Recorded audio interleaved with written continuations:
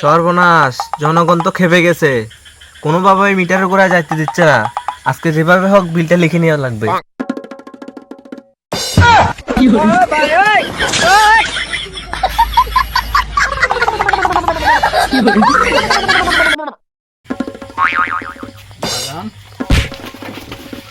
মিটারের গোড়া কি তোমার?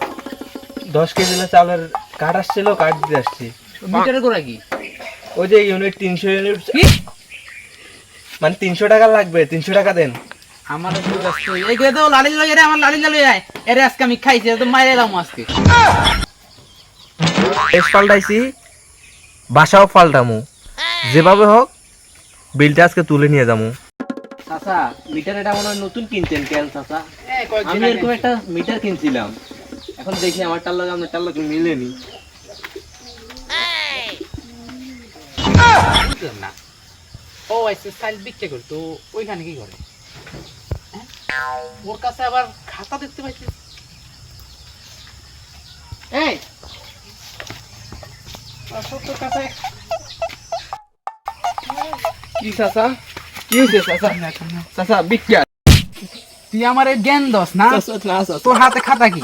আরে তুই বিক্রি করতেছ, তোর হাতে খাতা কি? খাতা কিনলে আনছো? আরে চাচা, কার কয় ইউনিট হয়েছে এটা কি আমার মনে থাকে? এগুলা তার মানে তুই কারেন্টের বিল লিখতে আইছ? না চাচা, কে কয় মুঠ চাল দিছে ওটা আমার মনে থাকে না, ওটা লেখার জন্য আমি খাতা আনছি। আমার বুঝ দিতে আইছ না? আমি মনে করছি কিছু বুঝি নাই। আমার দাড়িগুলো এমনি হাঁকে নাই, বুঝছ? বয়সে বাড়ছে, বাতাসে ভাগে নাই। আজকে তোরে আমি বুঝাইতেছি। আমরা তো দাঁড়িয়ে উঠে নাই, দাঁড়িয়ে থাকছো তোমরা। আর এগুলা বাতাসে একটু কালো হয়ে গেছে আবার। তোর তো আজকে আমি খাইছি, তোর আজকে মাইরা লাম।